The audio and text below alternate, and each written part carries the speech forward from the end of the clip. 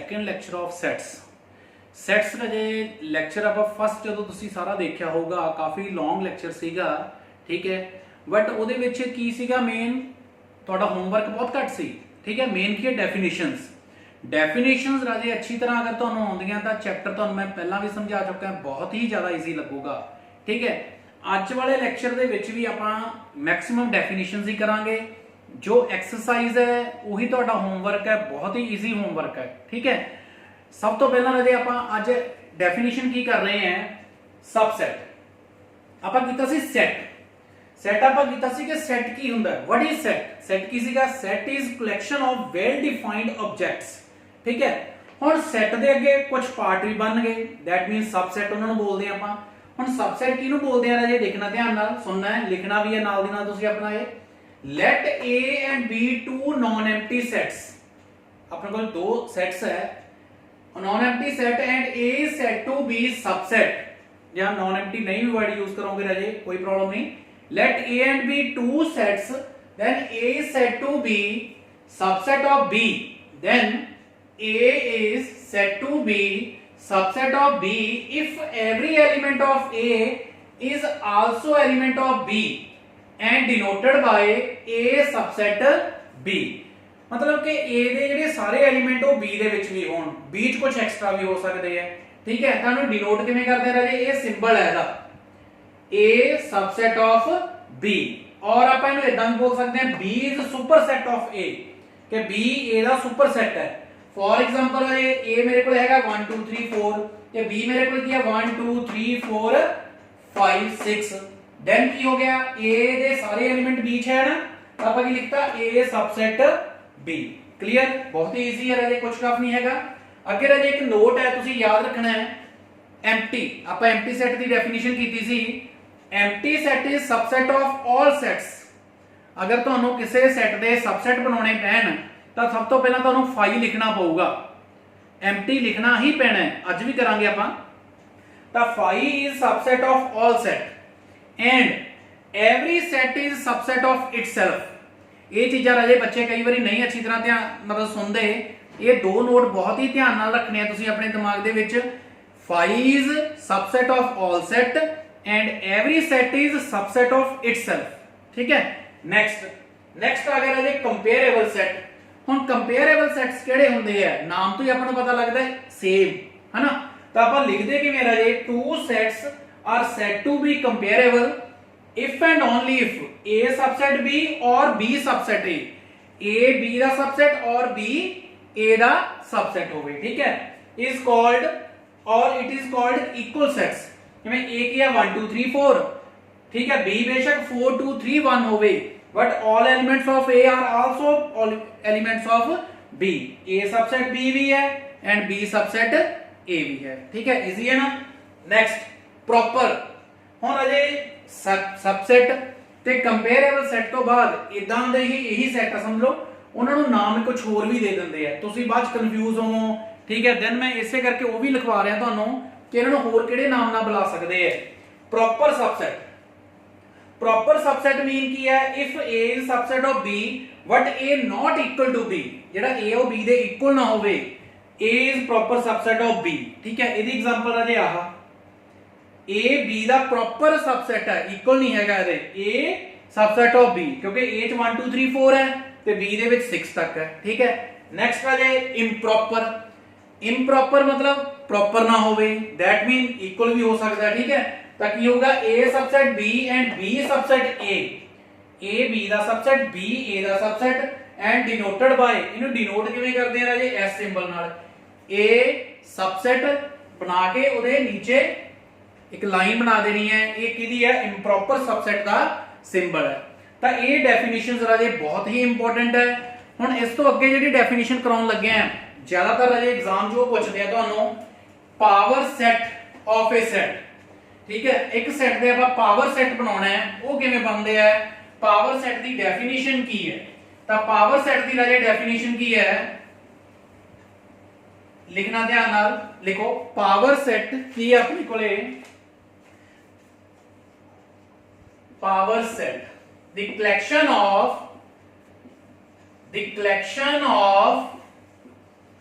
all possible subsets of a set called power set denoted by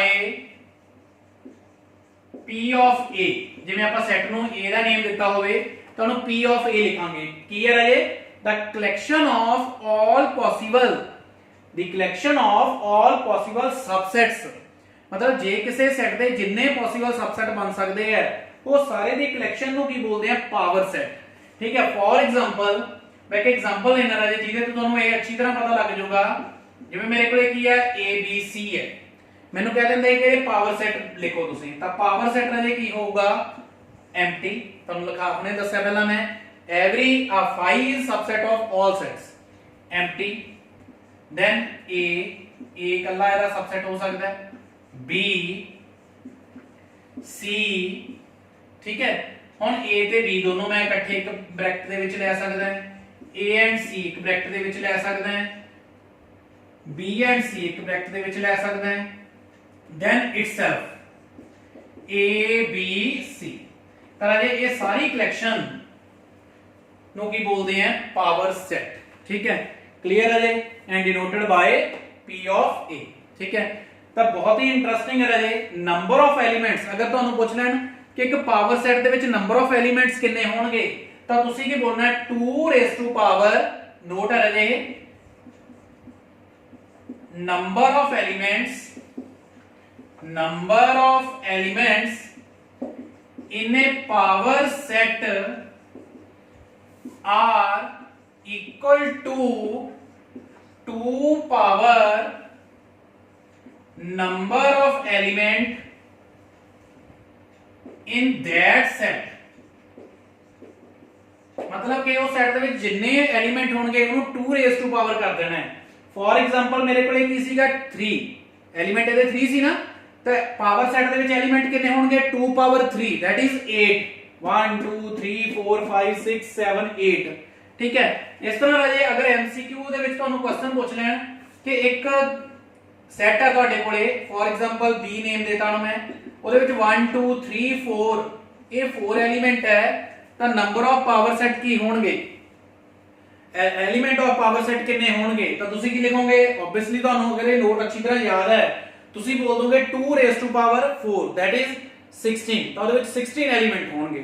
ठीक है, so next है very important universal set. सारियां definitions ਨੂੰ ਰਾਜੇ अच्छी तरह ਤੁਹਾਨੂੰ मैं समझाऊंगा। ਜਦੋਂ ਤੁਸੀਂ ਐਕਸਰਸਾਈਜ਼ ਕਰੋਗੇ ਤੁਹਾਨੂੰ ਇੱਕ ਵੀ ਸਮ ਦੇ ਵਿੱਚ ਪ੍ਰੋਬਲਮ ਨਹੀਂ ਆਊਗੀ, ਇਹਨੇ ਡਿਟੇਲ ਦੇ ਵਿੱਚ ਵਿਦ ਐਗਜ਼ਾਮਪਲ ਤੁਹਾਨੂੰ ਮੈਂ ਸਮਝਾ ਰਿਹਾ ਹਾਂ डेफिनेशंस। ਹੁਣ यूनिवर्सल सेट ਕੀ ਹੈ, यूनिवर्सल सेट ਤੋਂ ਨਾਮ ਤੋਂ ਹੀ ਤੁਹਾਨੂੰ ਪਤਾ ਲੱਗ ਗਿਆ यूनिवर्सल मतलब सब तो बड़ा सेट होगा। ठीक है, a universal set is the set of all elements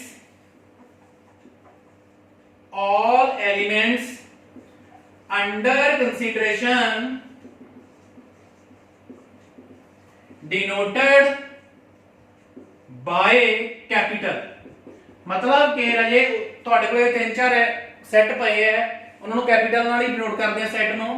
ਉਹਦੇ ਵਿੱਚ ਕੀ ਹੋਊਗਾ the universal set is the set of all elements under consideration denoted by capital, मतलब जिन्ने भी एलिमेंट होते पे होंगे। ठीक है, ऑल अदर कंडीशन आगे रहे, all other elements all other sets are subsets of universal set. ਜਿਹੜੇ बाकी सारे सेट होंगे वो यूनिवर्सल सेट के सबसेट होंगे। फॉर एग्जांपल अगर इथों रही अच्छी तरह नहीं समझ लग गया तो फॉर एग्जांपल अजे मेरे को की है एक यूनिवर्सल सेट है जिस दे विच की है 1 तो लाके 10 तक एलिमेंट है। एक ये हैगा ए ਉਹਦੇ ਵਿੱਚ हैगा 2 4 6 8 10 ਇਹ ਲੈ ਲੈ ਮੈਂ, ਤੇ बी ਦੇ ਵਿੱਚ ਕੀ है मेरे को 1 2 5 एंड 9 ये एलिमेंट है। ठीक है, तो आपा की बोलांगे U is universal set of A and B। तो डेफिनेशन च भी यही लिखा हुआ है अंडर कंसीडरेशन। जो ਤੁਹਾਡੇ ਕੋਲੇ जिन्हां दी आपां गल कर रहे हैं, ठीक है, सैट्स दी, ठीक है। ते बाकी जिहड़े सैट्स है all other sets are subset of universal set. ते जिहड़े बाकी सैट है वो यूनिवर्सल सेट दे की होणगे, सबसेट्स होणगे, ठीक है। तो बहुत ही इजी है राजे, डेफिनेशंस कुछ टफ नहीं हैगियां, ठीक है। नैक्सट अपने कोले तो ये डेफिनेशन राजे करन तो बाद तुसी की कर सकते हैं 1.3 एक्सरसाइज कर सकते हैं। ते मैनू 100% उम्मीद है कि एक भी सम दे विच तुहानू प्रॉब्लम नहीं आऊगी, ठीक है। क्यों? क्योंकि तुहानू मैं दस चुका है। वैसे तुसी एक्सरसाइज 1.1.2 करके पता लग गया होगा कि एक एक लाइन दे क्वेश्चन है। हुण ये नहीं सोचना कि एक्सरसाइज तो मैं करवाई नहीं राजे, जो डेफिनेशंस कराई है ਉਹਦੇ ਵਿੱਚ जो एग्जांपल ਲਈ ਹੈ ਉਹੀ एक्सरसाइज ਦੇ क्वेश्चन है, ठीक है। तो ਉਹਦੇ ਨਾਲ ਤੁਹਾਡੀ एक्सरसाइज हो जानी है, सो टेंशन नहीं लेना, ठीक है। बहुत ही ईजी है। नैक्सट ਆਪਾਂ ਕਰਾਂਗੇ एक्सरसाइज 1.4 ਤੇ ਪਹੁੰਚਾਂਗੇ। 1.4 बहुत ही इंटरेस्टिंग एक्सरसाइज है ਜਿਹਦੇ ਜ਼ਿਆਦਾਤਰ ਸਮ ਤੁਹਾਨੂੰ ਕਾਪੀ ਤੇ ਕਰਨੇ ਪੈਣਗੇ, ठीक है। ਇਹਦੇ ਵਿੱਚ ਰਾਜੇ ਸਭ ਤੋਂ ਪਹਿਲਾਂ ਡੈਫੀਨੇਸ਼ਨ ਦੇ ਵਿੱਚ ਆ ਜਾਂਦਾ ਵੈਨ ਡਾਇਗਰਾਮ। ਵੈਨ ਡਾਇਗਰਾਮ, ਹੁਣ ਡਾਇਗਰਾਮ ਤੋਂ ਤੁਹਾਨੂੰ ਪਤਾ ਲੱਗ ਗਿਆ ਹੋगा कि डायग्राम बनानी है, बट वेन डायग्राम की है, ठीक है।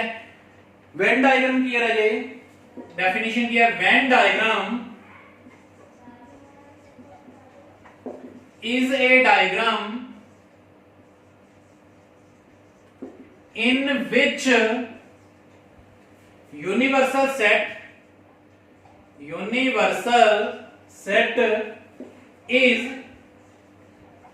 represented by a rectangle and its subsets are represented by closed curves। और ये सर्कल भी आप लिख के रह सकते हैं, ठीक है। ਹੁਣ ਕੀ ਹੈ ਰਾਜੇ, ਵੈਨ ਡਾਇਗਰਾਮ ਰਾਜੇ ਉਹ ਡਾਇਗਰਾਮ ਹੁੰਦੀ ਹੈ ਜਿਹਦੇ ਵਿੱਚ ਯੂਨੀਵਰਸਲ ਸੈੱਟ ਦੇ ਐਲੀਮੈਂਟ ਇੱਕ ਰੈਕਟੈਂਗਲ ਦੇ ਵਿੱਚ ਲਿਖਦੇ ਆ ਤੇ ਜਿਹੜਾ ਉਹਦੇ ਸਬਸੈਟ ਲੈਨੇ ਆ, ਠੀਕ ਹੈ, ਉਹਨਾਂ ਨੂੰ ਸਰਕਲ ਦੇ ਵਿੱਚ ਲਿਖਦੇ ਆ, ਠੀਕ ਹੈ। ਇੱਕ ਐਗਜ਼ਾਮਪਲ ਲੈਣਾ ਮੈਂ, ਫॉर एग्जांपल u ਦੇ ਵਿੱਚ ਮੇਰੇ ਕੋਲੇ ਕੀ ਹੈ 1 2 3 4 5 6 7 8 9 10 ਲੈ ਲਿਆ ਮੈਂ, ਠੀਕ ਹੈ। a ਦੇ ਵਿੱਚ ਮੈਂ ਕੀ ਲੈ ਲਿਆ 2 5 6 7 and 10 ਤੇ b ਦੇ ਵਿੱਚ ਐਲੀਮੈਂਟ ਲੈ ਲਏ ਮੈਂ 5 6 7। ਹੁਣ ਇਹਦੀ ਵੈਨ ਡਾਇਗਰਾਮ ਕਿਵੇਂ ਬਣਨੀ ਹੈ ਤੁਹਾਨੂੰ ਮੈਂ ਹੁਣੇ ਸਮਝਾਇਆ ਕਿ ਇਹਨੂੰ ਇੱਕ ਤੁਸੀਂ ਰੈਕਟੈਂਗਲ ਦੇ ਵਿੱਚ ਯੂਨੀਵਰਸਲ ਸੈੱਟ ਉੱਪਰ u ਲਿਖ ਦੇਣੇ ਆ, ठीक है। ਉਹਦੇ ਐਲੀਮੈਂਟ ਸਾਰੇ ਲਿਖ ਦੇਣੇ ਆ ਕਿਵੇਂ 1 2 3 4 5 6 7 8 and 9 ਤੇ 10 ਇਸ ਤਰ੍ਹਾਂ ਲਿਖ ਲੈ। ਹੁਣ ਤੁਹਾਡੇ ਕੋਲ ਇਹਦੇ ਸਬਸੈਟ ਹੈਗੇ a ਤੇ b। ਹੁਣ a ਚ ਕੀ ਹੈ 2 5 6 7 8 2 5 6 7 and 10 ਸੌਰੀ 2 5 6 7 and 10 ਆ ਐਲੀਮੈਂਟ ਹੈ। ਤਾਂ ਤੁਸੀਂ ਇੱਥੇ ਇੱਕ ਸਰਕਲ ਬਣਾ ਲਓ 2 5 6 and 10 क्लियर। दूसरे च किहड़े है 5 6 7 ਤਾਂ ਤੁਸੀਂ ਇੱਥੇ ਇੱਕ ਸਰਕਲ ਬਣਾਤਾ, ਠੀਕ ਹੈ। ਇਹਦੇ ਉੱਪਰ a ਦਾ ਨੇਮ ਲਿਖ ਦੇਣਾ ਹੈ, ਇਹਦੇ ਉੱਪਰ b ਦਾ ਨੇਮ ਲਿਖ ਦੇਣਾ ਹੈ, ਇਹ ਰਾਜੇ ਬਣ ਗਈ ਵੈਨ ਡਾਇਗਰਾਮ। ਹੁਣ ਤੁਸੀਂ ਦੇਖ ਕੇ ਸੋਚਦੇ ਹੋਵੋਗੇ ਕਿ ਡੈਫੀਨੇਸ਼ਨਸ ਹੀ ਆਪਾਂ ਨੂੰ ਯਾਦ ਕਰਨੀਆਂ, क्वेश्चन ਤਾਂ बहुत ही इजी होंगे। आ ਇਹਦਾ ਰਾਜੇ क्वेश्चन है ਵੈਨ ਡਾਇਗਰਾਮ ਦਾ, ठीक है। तो बहुत ही इजी है। नेक्स्ट राजे मोस्ट इंपोर्टेंट अपना काम स्टार्ट हो गया union and intersection and subtraction disjoint sets. ਹੁਣ ਆਪਾਂ डेफिनेशंस लिखनी है union of two sets, union of two sets, union of two sets. ਹੁਣ यूनियन ऑफ टू सेट्स ਨੂੰ ਰਾਜੇ u ਨਾਲ ਡਿਨੋਟ ਕਰਦੇ, ਕਾਹਦੇ ਨਾਲ ਡਿਨੋਟ ਕਰਦੇ ਆ u ਨਾਲ, ठीक है। तो ਆਪਾਂ ਕੀ ਲਿਖਣਾ ਹੈ let a and b two non empty sets then a union b contains all elements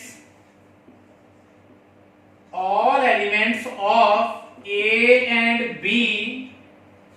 मतलब a यूनियन b की होगा राजे ऑल एलिमेंट्स होंगे a and b but repeated takes only once। But राजे ਜਿਹੜੇ ਦੋਨਾਂ ਸੈੱਟ ਦੇ ਵਿੱਚ ਰਿਪੀਟ ਕਰਕੇ ਉਹਨਾਂ ਨੂੰ ਆਪਾਂ ਇੱਕ ਵਾਰੀ ਹੀ ਲਿਖਣਾ ਹੈ, ਠੀਕ ਹੈ, ਤਾਂ ਉਹ ਯੂਨੀਅਨ ਬਣ ਜਾਊਗੀ। ਫॉर एग्जांपल, ठीक है, फॉर एग्जांपल मेरे को एज है 1 2 3 4 5, ठीक है, ਤੇ B ਦੇ ਵਿੱਚ ਮੇਰੇ ਕੋਲੇ ਕੀ ਹੈ 2 5 6 7, ਕਲੀਅਰ। ਤਾਂ A ਯੂਨੀਅਨ B ਦੇ ਵਿੱਚ ਕੀ ਹੋਊਗਾ ਰਾਜੇ, ਮੈਂ ਕੀ ਲਿਖਾ ਹੈ definitions, all elements of A and B what repeated takes only once। ਤਾਂ A ਦੇ ਐਲੀਮੈਂਟ ਪਹਿਲਾਂ ਲਿਖ ਲਓ 1 2 3 4 5, B ਚ ਆਪਣੇ ਕੋਲੇ 2 ਹੈਗਾ 5 ਲਿਖ ਲਿਆ, ਰਹਿ ਗਏ ਕਿਹੜੇ 6 and 7। ਤਾਂ ਆ ਗਿਆ ਰਾਜੇ A union B, this is symbol of union, ठीक है, इजी है ना। नेक्स्ट है राजे डेफिनेशन उतार लेने, इंटरसेक्शन ऑफ टू सेट्स।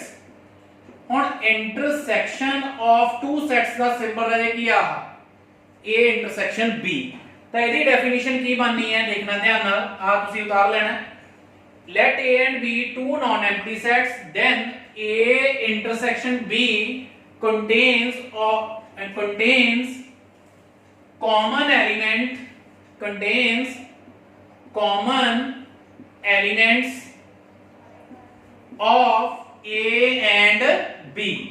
ਤਾਂ ਇੰਟਰਸੈਕਸ਼ਨ ਦਾ ਰਾਜੇ ਸਿੰਬਲ ਆ ਹੈ, ਤਾਂ ਇਹਦੇ ਵਿੱਚ ਐਲੀਮੈਂਟ ਕਿਹੜੇ ਹੋਣਗੇ, ਜਿਹੜੇ A ਤੇ B ਦੇ ਕਾਮਨ ਹੋਣਗੇ। A ਇੰਟਰਸੈਕਸ਼ਨ B ਚ ਕਾਮਨ ਦੇਖੋ ਦੋਨਾਂ ਚ ਕਿਹੜੇ ਹੈ 2, 5, ਇਹੀ ਦੋ ਐਲੀਮੈਂਟ ਕਾਮਨ ਹੈ, ਤਾਂ ਇਹਦੀ ਇੰਟਰਸੈਕਸ਼ਨ ਚ ਆ ਗਏ, ਹੈ ਨਾ ਈਜ਼ੀ, ਬਹੁਤ ਇੰਟਰਸਟਿੰਗ ਲੱਗ ਰਹੇ ਹੋਣਗੇ ਰਾਜੇ ਤੁਹਾਨੂੰ ਹੁਣ। ਤਾਂ ਇਹ ਨਹੀਂ ਸੋਚੀ ਜਾਣਾ ਡੈਫੀਨੇਸ਼ਨਸ ਇੰਨੀਆਂ ਯਾਦ ਕਿਵੇਂ ਰਹਿਣਗੀਆਂ, ਇਹਦਾ ਰਾਜੇ ਤੁਸੀਂ ਇੱਕ ਦਿਨ ਦੇ ਵਿੱਚ ਸਾਰੀਆਂ ਡੈਫੀਨੇਸ਼ਨ ਯਾਦ ਕਰ ਲੈਣੀਆਂ। ਸਾਰੀਆਂ ਡੈਫੀਨੇਸ਼ਨਸ ਤੁਹਾਨੂੰ ਮੈਂ ਲਿਖਵਾ ਰਿਹਾ ਤਾਂ ਜੋ ਤੁਹਾਨੂੰ ਬੁੱਕ ਤੋਂ ਜ਼ਿਆਦਾ ਦੇਖਣ ਦੀ ਲੋੜ ਨਾ ਪਵੇ, ਜ਼ਿਆਦਾ ਕਿ ਤੁਹਾਨੂੰ ਬੁੱਕ ਤੋਂ ਦੇਖਣ ਦੀ ਜ਼ਰੂਰਤ ਹੀ ਨਹੀਂ ਪੈਣੀ। ਇਹ ਕੰਪਲੀਟ ਚੈਪਟਰ ਤੁਹਾਨੂੰ ਮੈਂ ਖੁਦ ਕਰਵਾ ਰਿਹਾ, ਠੀਕ ਹੈ। ਤੇ ਐਕਸਰਸਾਈਜ਼ ਨੂੰ ਤੁਸੀਂ ਲਾਈਟਲੀ ਜਿਹਾ ਕਰ ਲੈਣਾ, ਉਹਦੇ ਵਿੱਚ ਵੀ ਤੁਹਾਨੂੰ ਜ਼ਿਆਦਾ ਸੋਚਣ ਦੀ ਜ਼ਰੂਰਤ ਨਹੀਂ ਪਊਗੀ, ਠੀਕ ਹੈ। ਨੈਕਸਟ ਹੈ ਰਾਜੇ डिफरेंस ऑफ टू सेट। ਹੁਣ टू सेट्स ਦਾ डिफरेंस मतलब ਉਹਨਾਂ ਦੀ ਮਾਈਨਸ ਕਿਵੇਂ ਕਰਨੀ ਹੈ, ਤਾਂ ਦੇਖਣਾ ਧਿਆਨ ਨਾਲ ਰਹੇ। let A and B two non-empty sets,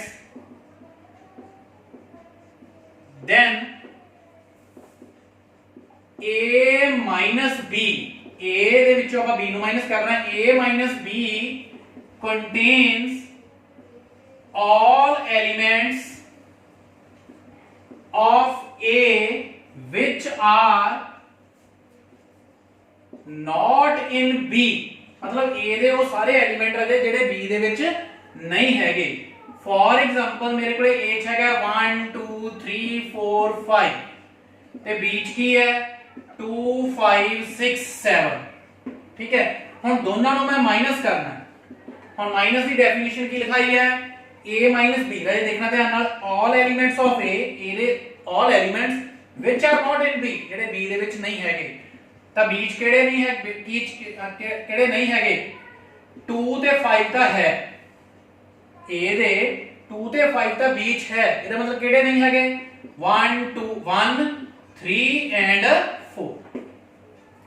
ਇਸੇ ਤਰ੍ਹਾਂ ਰਾਜੇ ਜੇ ਮੈਨੂੰ ਕਹਿ ਦੇਣ B minus A ਫਾਈਂਡ ਕਰਨਾ, B minus A ਕੀ ਹੋਊਗਾ all elements of B which are not in A, B ਦੇ ਸਾਰੇ ਐਲੀਮੈਂਟ ਜਿਹੜੇ A ਦੇ ਵਿੱਚ ਨਹੀਂ ਹੈਗੇ। ਹੁਣ B ਦਾ 2 ਹੈ ਨਹੀਂ ਲਿਖਣਾ, 5 ਹੈ ਇਹ ਵੀ ਨਹੀਂ ਲਿਖਣਾ, ਕਿਹੜੇ ਹੈਣਗੇ 6 and 7। ਤਾਂ ਹੁਣ ਮਾਈਨਸ ਸਮਝ ਲੱਗ ਗਈ ਹੋਊਗੀ ਰਾਜੇ ਤੁਹਾਨੂੰ ਸਾਰਿਆਂ ਨੂੰ ਕਿ ਮਾਈਨਸ ਕਿਵੇਂ ਕਰਨੀ ਹੈ। ਜੋ ਫਸਟ ਸੈੱਟ ਹੈ ਉਹਦੇ ਉਹ ਸਾਰੇ ਐਲੀਮੈਂਟ ਲਿਖ ਦੇਣੇ ਆ ਜਿਹੜੇ ਸੈਕੰਡ ਸੈੱਟ ਦੇ ਵਿੱਚ ਨਹੀਂ ਹੈਗੇ, ਠੀਕ ਹੈ। ਨੈਕਸਟ ਹੈ ਰਾਜੇ ਡੈਫੀਨੇਸ਼ਨ ਆਪਣੀ डिसजॉइंट सेट्स। डिसजॉइंट सेट्स राजे किहड़े हुंदे ने, let A and B disjoint sets,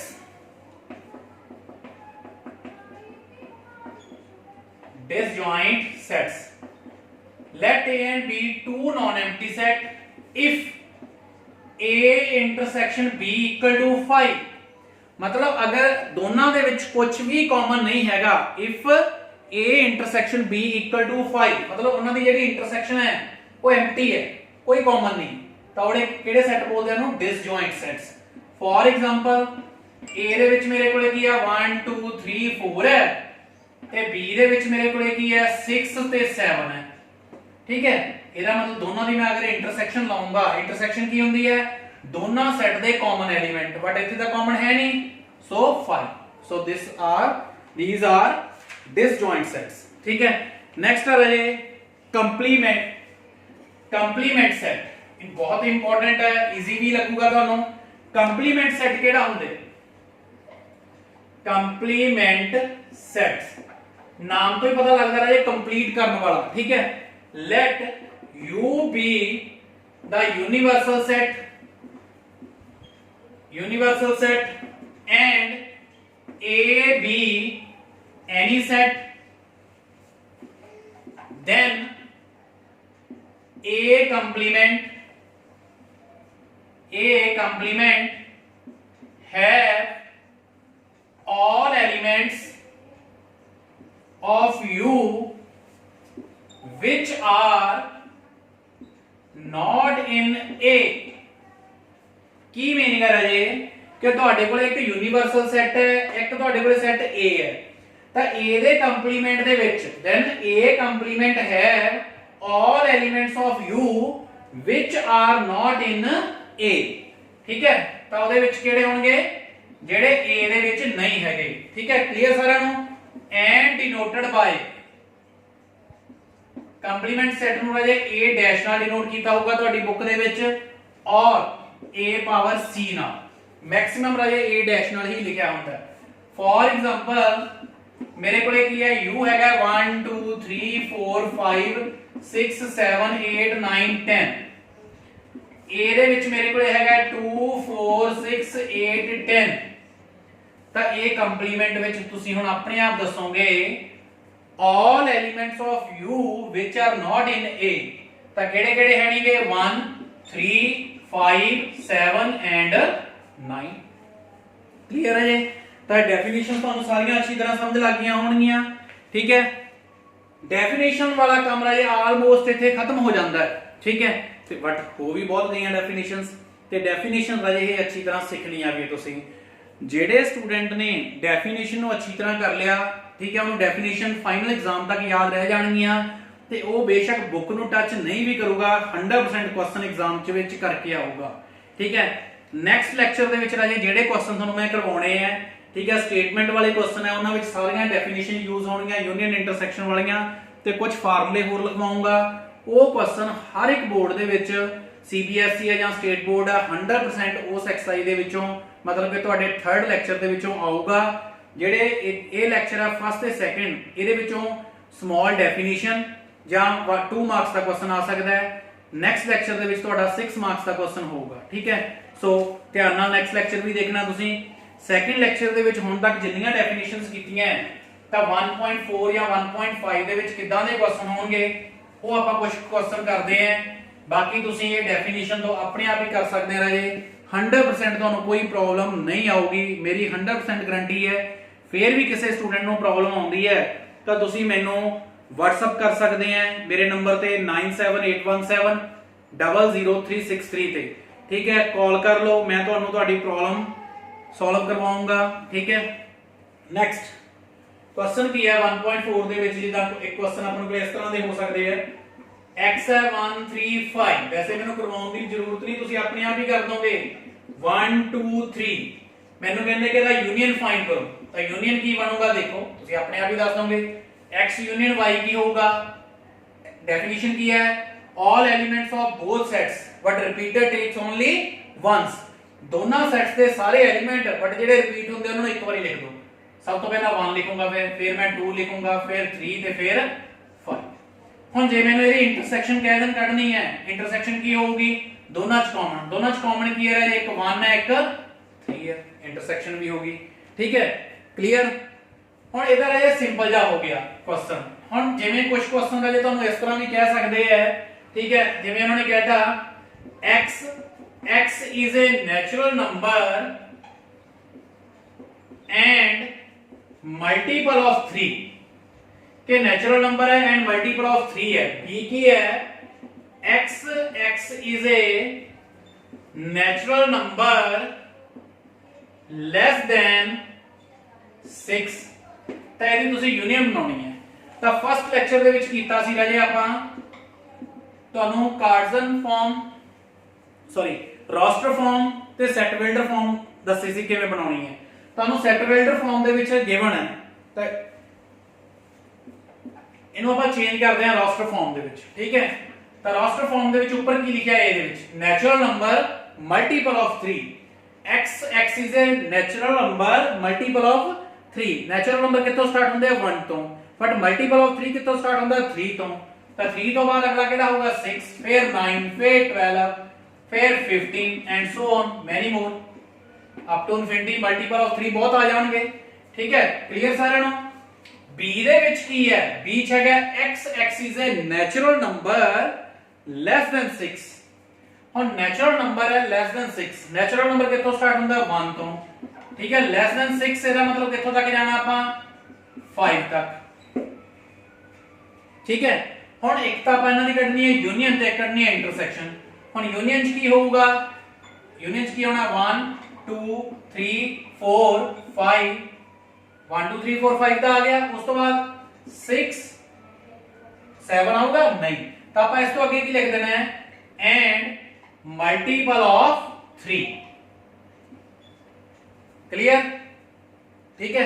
and next intersection A intersection B की होगा ये दोनों का विच ओनली 3, क्योंकि इथे 6 है नहींगा तो ओनली 3 इन्हां दी इंटरसेक्शन आ जाऊगी। इहनूं तुसीं 1 2 3 4 5 तो बाद 3 n भी लिख सकते हैं, n belongs to 2 to infinity, ठीक है। इस तरह भी लिख सकते हैं।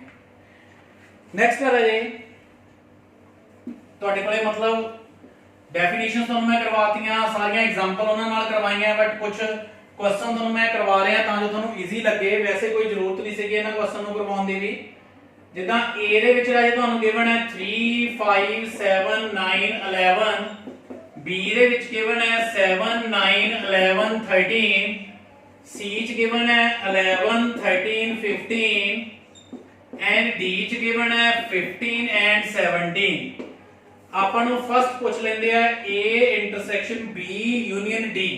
ਆਪਾਂ ਇਹ ਫਾਈਂਡ ਕਰਨਾ ਹੈ A intersection B union D। ਤਾਂ ਆਪਾਂ ਰਾਜੇ ਪਹਿਲਾਂ ਇਹ ਫਾਈਂਡ ਕਰਾਂਗੇ B ਯੂਨੀਅਨ D। B ਕੀ ਆ ਪਿਆ, D A ਪਿਆ, ਇਹਨਾਂ ਦੋਵਾਂ ਦੀ ਯੂਨੀਅਨ ਕਰਦੇ ਆ। ਯੂਨੀਅਨ ਕੀ ਹੁੰਦੀ ਹੈ ਰਾਜੇ ਕਿ ਜਿਹੜੇ ਦੋਨਾਂ ਸੈੱਟ ਦੀ ਯੂਨੀਅਨ ਕੱਢਣੀ ਹੈ ਉਹਨਾਂ ਦੋਨਾਂ ਦੇ ਐਲੀਮੈਂਟਸ ਜਿਹੜੇ ਰਿਪੀਟ ਕਰਦੇ ਆ ਉਹਨਾਂ ਨੂੰ ਇੱਕ ਵਾਰੀ ਲਿਖ ਲਓ। 7 9 11 13 15 ਐਂਡ 17 ਦੋਨੇ ਆ ਗਏ, ਸਾਰੇ ਆ ਗਏ। ਹੁਣ B ਯੂਨੀਅਨ D ਜੋ ਆ ਸੈੱਟ ਬਣ ਗਿਆ ਉਹਦੀ A ਨਾਲ intersection, A intersection B union D। ਹੁਣ A ਦੀ ਇੰਟਰਸੈਕਸ਼ਨ ਇਹਦੇ ਨਾਲ ਲੈਣੀ ਹੈ, ਇੱਧਰ ਦੇਖੋ ਤੇ ਉਧਰੋਂ A ਵੱਲ ਦੇਖੋ। ਆ A ਪਿਆ, ਆ ਪੂਰਾ ਸੈੱਟ ਪਿਆ, ਦੋਨਾਂ 'ਚ ਇੰਟਰਸੈਕਸ਼ਨ ਮਤਲਬ ਦੋਨਾਂ ਦੇ ਕਾਮਨ, ਦੋਨਾਂ 'ਚ ਕਾਮਨ ਕੀ ਹੈ 7 ਹੈ 9 ਹੈ ਐਂਡ 11। ਆ ਤੁਹਾਡਾ ਰਾਜਾ ਰਿਕੁਆਇਰਡ ਆਨਸਰ ਆ ਗਿਆ। ਈਜ਼ੀ ਹੈ ਨਾ। ਹੁਣ ਇਸੇ ਦੇ ਵਿੱਚ ਰਾਜੇ ਇਸ ਤਰ੍ਹਾਂ ਵੀ ਪੁੱਛ ਸਕਦੇ ਆ, ਜਿਵੇਂ ਤੁਹਾਨੂੰ ਕਹਿ ਦਿੰਦੇ ਆ A intersection B intersection B union C। ਤਾਂ ਕੁਝ ਘਬਰਾਉਣ ਦੀ ਲੋੜ ਨਹੀਂ, ਸਿੰਗਲ ਸਿੰਗਲ ਤੇ ਤੁਹਾਨੂੰ ਮੈਂ ਡੈਫੀਨੇਸ਼ਨਾਂ ਦੇ ਵਿੱਚ ਸਮਝਾਇਆ ਨਾਲ। A ਤੇ B ਦੀ ਇੰਟਰਸੈਕਸ਼ਨ ਲਓ, A ਆ ਪਿਆ B A ਪਿਆ, ਦੋਨਾਂ ਦੀ ਇੰਟਰਸੈਕਸ਼ਨ 3 9 7 9 ਤੇ 11 मतलब दोनों च कॉमन की है 7 9 ਤੇ 11, 7 9 ਤੇ 11 ਇੱਧਰ ਵੀ ਹੈ, 7 9 ਤੇ 11 ਇੱਧਰ ਵੀ ਹੈ, ਠੀਕ ਹੈ। ਇੱਕ ਮੈਨੂੰ ਚਾਹੀਦਾ B ਯੂਨੀਅਨ C, B ਤੇ C ਦੀ ਯੂਨੀਅਨ।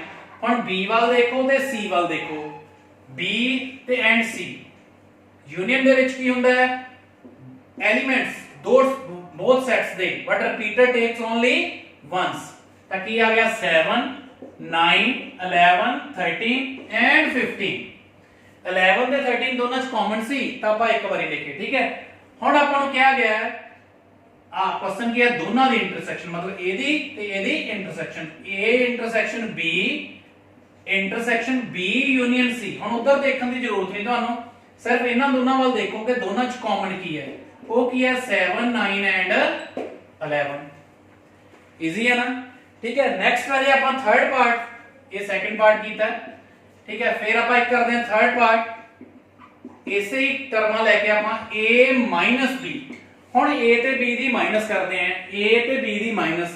माइनस दी डेफिनेशन की है a माइनस b, तो all elements of a which are not in b। ए दे राजे वो सारे एलिमेंट्स ले लेने जेडे बी च नहीं हैगे। 3 है वो नहीं हैगा, लिख दो। 5 है ਉਹਦੇ ਵਿੱਚ नहीं हैगा, लिख देने हैं। 7 9 11 ਤੇ नहीं हैगे, तो ਇਹਦਾ मतलब a माइनस b ਚ ਕੀ ਆ ਗਿਆ 3 एंड 5। फोर्थ की है राजे b माइनस c। ਹੁਣ b माइनस c ਲੈਣਾ ਆਪਾਂ, b देखो एंड c देखो। ਹੁਣ b minus c that mean all elements of b which are not in c, all elements of b which are not in c। 7 है b c च नहीं, लिख दो b दा। 9 नो, 11 है, 13 है, सो आंसर अजे अपना कितना रहेगा गला b माइनस c दा 7 एंड 11। ठीक है राजे। नेक्स्ट एंड लास्ट ਇਹਦੇ ਨਾਲ ਰਾਜੇ ਤੁਹਾਡੀਆਂ ਜਿਹੜੀਆਂ ਐਕਸਰਸਾਈਜ਼ ਅੱਜ ਵਾਲੀਆਂ ਡੈਫੀਨੇਸ਼ਨਸ ਕਰਨ ਤੋਂ ਬਾਅਦ ਤੁਹਾਡੇ ਸਮ ਕਿਹੜੇ ਹੋ ਸਕਦੇ ਆ, ਤੁਹਾਨੂੰ ਮੈਂ 1.4 ਐਂਡ 1.5 ਤਾਂ ਇਸ ਚੈਪਟਰ ਦੀ ਗੱਲੀ 1.6 ਰਹਿ ਜੂਗੀ, ਜਿਹੜੀ ਮੋਸਟ ਇੰਪੋਰਟੈਂਟ ਹੈ ਉਹ ਆਪਾਂ ਥਰਡ ਲੈਕਚਰ ਦੇ ਵਿੱਚ ਕਰਾਂਗੇ। ਠੀਕ ਹੈ। ਅੱਗੇ ਰਾਜੇ ਤੁਹਾਡੇ ਕੋਲ ਕੁਐਸਚਨ ਇਸ ਤਰ੍ਹਾਂ ਦੇ ਪੁੱਛ ਸਕਦੇ ਆ ਕਿ ਯੂਨੀਵਰਸਲ ਸੈੱਟ ਹੈ ਤੁਹਾਡੇ ਕੋਲੇ 3 4 5 6 7 8 9। क्वेश्चन राजे सारे उतारियो, डेफिनेशन सारियां उतारनी है। किवें उतारनी है क्वेश्चन, किवें डेफिनेशंस उतारनी है, वो तुहानू मैथड दस्सिया हुआ है कि वीडियो नु पॉज करके ठीक है स्टॉप कर लो। ठीक है, तुसीं उन्हां नू उतार लेना है, फिर अगे तुसीं कंटिन्यू कर लिया करो, तां उहदे नाल अच्छी तरह तुसीं क्वेश्चन उतार सकदे हो। 3 4 5 एंड 6। हुण मैनू क्वेश्चन पूछ सकदे आ a dash. A dash mean की है ए कंप्लीमेंट। हुण ए दे विच की है 1 2 3 4 है। कंप्लीमेंट लई आपां यूनिवर्सल सेट देखीदा ते कंप्लीमेंट दी डेफिनेशन की है complement having all elements of A of all elements of universal set which are not in A.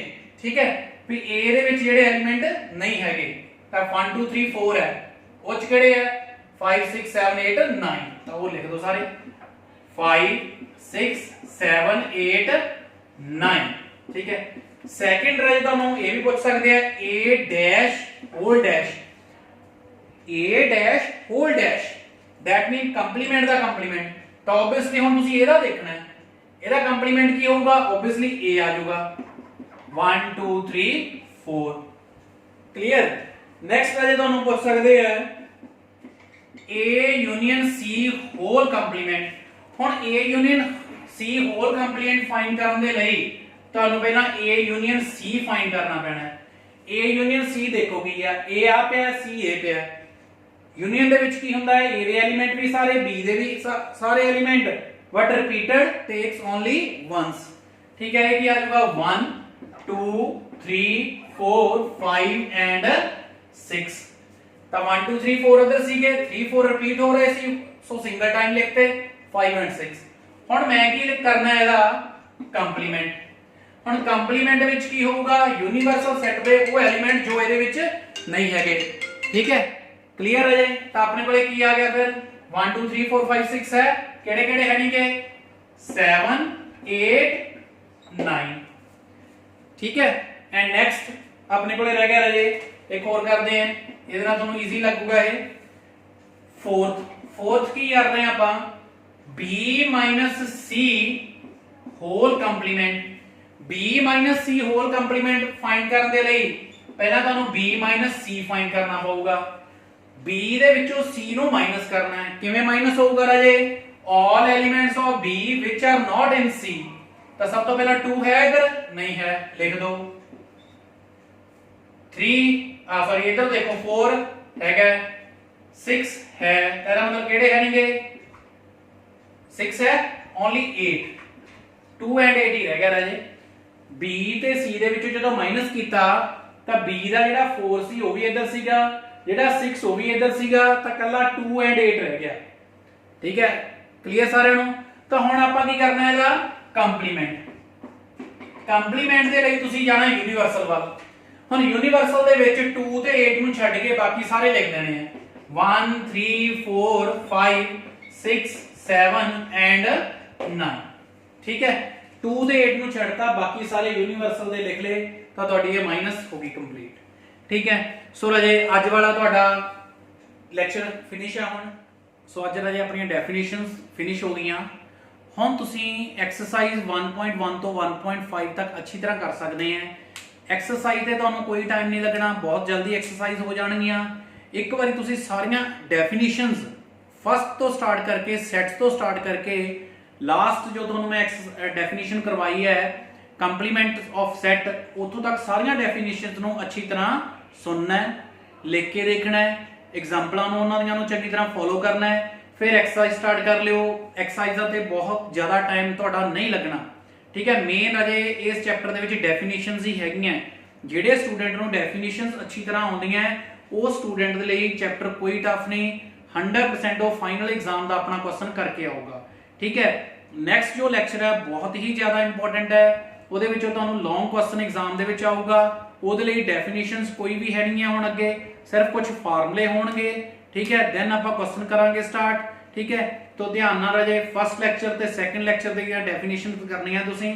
Thank you very much.